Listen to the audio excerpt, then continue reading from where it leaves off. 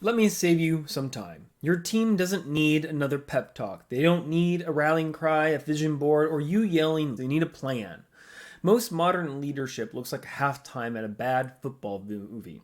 Some guy with veins bulging screaming about heart, effort, and legacy, and the team magically wins. That's not leadership, that's theater. Motivation is cheap. Systems are priceless.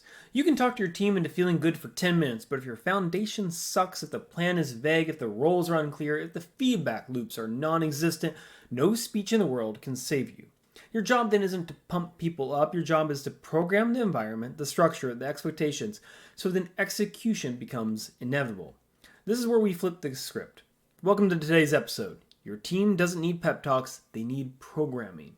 We're going to break down the difference between performance leadership and program leadership. You're going to walk away knowing how to build systems that work even when motivation doesn't. And yes, the irony is not lost on me that I'm giving a 15-minute speech telling you to stop giving speeches. Let's get into it. We've all seen it. The leader who walks into the room, slaps the table, and starts monologuing like they're auditioning for a TED Talk. They talk about passion. They talk about grit. They drop buzzwords like confetti, alignment, culture, synergy. And what happens next? People nod. They clap. They go back to doing the same mediocre work. Because speeches don't fix systems. Programs do. Let me ask you this. What's your team's daily rhythm? How do you measure progress? How does someone know if they're winning or falling behind? How are bad habits identified and corrected systematically, not emotionally? So if you can't answer those, you don't know how to deliver a fire speech. You're performing, not leading. And performance leadership has a half-life. It decays fast. But programming, that builds systems that outlast your charisma. And that's where real work starts. Here's the truth in all this. If your team falls apart, you don't have a team, you have an audience.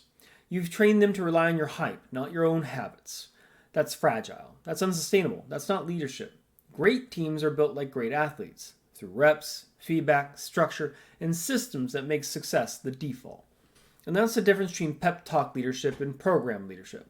Pep talk leadership is reactive. You wait until things fall apart, then throw a motivational grenade and hope it works. Program leadership is proactive. You build systems that identify, address, and correct before disaster strikes. Don't build a team that needs to be rescued. Build a team that runs the play even when you're not in the huddle. So if you want a blueprint on this, look at the training. The gym is the perfect model. When you show up to train, what do you rely on? Not a cheerleader, not a YouTube hype video, not someone screaming. You rely on a program. It tells you what to do, it tells you when to do it, it tracks your progress. It only cares what you did. And then that's how you should lead. Replace the rally cry with reps. Replace the inspiration with iteration. Replace the speeches with structure. Because at the end of the day, hype will fade, but systems scale. So if you want to lead like a coach, not a motivational speaker, you need 4 pillars. First one being make sure there's clear roles, no gray areas. Ambiguity is an enemy of execution. If your team doesn't know exactly what's expected, they'll default to inaction.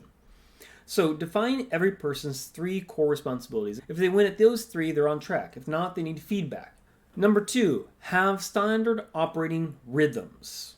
Consistency builds culture. Just like in training, Monday's pull, Tuesday's push, your team should run on cadence. So build a sort of weekly rhythm. Monday, set goals. Just Wednesday, midweek check-in. Friday, review the results.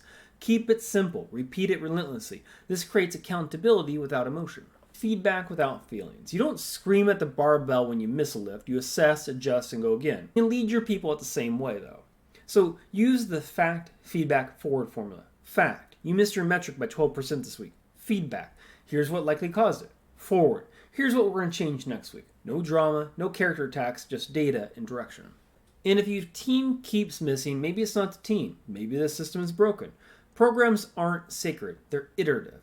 The 4th and finer pillar is to review and adjust the program, not just the people. If your team keeps missing, maybe it's not the team. Maybe the system's broken. Maybe programs aren't sacred. They're iterative. So every quarter you need to review what's working, what's broken, what's missing. Leadership is a living process. Treat it like a progressive overload, always adjusting to match capability. But be real for a moment. Sometimes your team does need words, but it better not be every damn day. A good speech is like ammonia before a big lift. Occasional, precise, potent. Here's how to make it hit.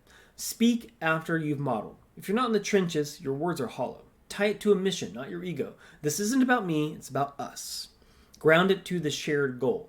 Keep it short, too. The longer the speech, the less I remember. Make it a hit under 2 minutes.